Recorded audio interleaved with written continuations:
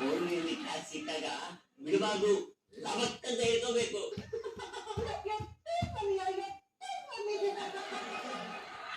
ಪಾಪ ಮನೆಯಿಂದ ಆಚೆ ಬಿದ್ದಿದ್ರೆ ತಿನ್ನಕ್ಕೆ ಅಂತ ತಿಂಡಿ ತಗೊಂಡ್ಬಂದಿದ್ದೀನಿ, ತಿನ್ನಿ.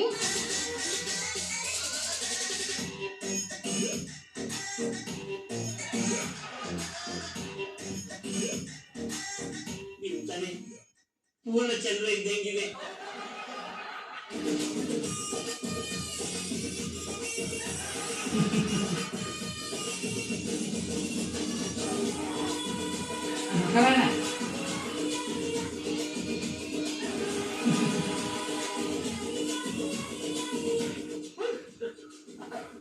ನಮಸ್ತೆ.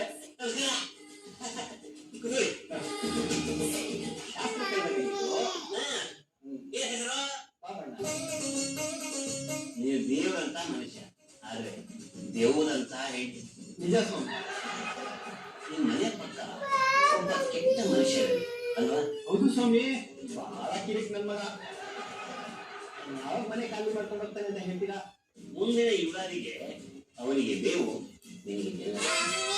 ಇನ್ನೊಂದು 12 ತಿಂಗಳು ಅವನು ಮನೆ ಬಿಟ್ಟು ಚಾಪೆ ಸುತ್ಕೊಂಡು ಹೋಗ್ತಾನೆ. ಅದು ನಿಜ ಸ್ವಾಮಿ. ಆಶೀರ್ವಾದ ಹಂಗೆ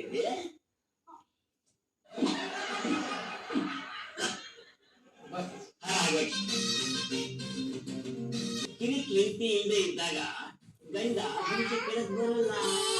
ಅಕ್ಕರ ಮನೆಯವರು ಯಾವಾಗಲೂ ತೊಂದರೆ ಕೊಡ್ತಾನೆ ಇರ್ತಾನೆ. ಇದು ಜನರಲ್ ನಾಲೆಡ್ಜ್, ಎಲ್ಲರ ಅನುಭವ. ಮತ್ತೆ ಕಾಳು ಹಾಕಿದ್ದು ಶಬ್ದ ಬರ್ಲಿ ಅಂತ.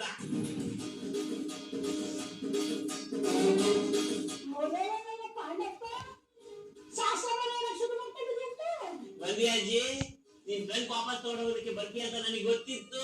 ನೀನು ಪಾಂಡಪ್ಪ ಅಲ್ಲ, ಬುಲೇ ಪಾತ್ರ ಆಗ್ತಾನೆ ನೀನು. ಎಲ್ಲ ನನ್ನ ಯಜಮಾನದು 4 ಬಟ್ಟೆಗಳು ಅಂತೂ ಇಂತೂ ನೀನು ಹಳೆ ಬಟ್ಟೆ ಹಾಕೊಂಡು ಹೊಸ ಶಾಸ್ತ್ರ ಹೇಳೋಕ್ ಶುರು ಮಾಡ್ಬಿಟ್ಟಿದ್ಯಾ. ನನ್ನ ಯಜಮಾನಿಗಿಂತ ನೀನೇ ವಾಸಿ ಗುಡ್ಮಗ. ಅಜ್ಜಿ, ನಾನು ಸಂಪಾದನೆ ಮಾಡಿದ್ರಲ್ಲಿ ನ್ಯಾಯವಾಗಿ ನಿನ್ಗೂ ಅರ್ಧ ಪಾಲಿದೆ. ನಿನಗೆ 2,000 ರೂಪಾಯಿ, ನನಗೆ 2,000 ರೂಪಾಯಿ. 2,000 ನಂಗೆ ಅಡಪ್ಪ ಆ ನೆಗಡ್ಬೇಕು ನನ್ನ ಗಂಡನೇ ಒಂದು ಕರು ಸುಮ್ಮನೆ ಅದನ್ನು ಮಡಿಕೊಂಡು ರೂಪಾಯಿ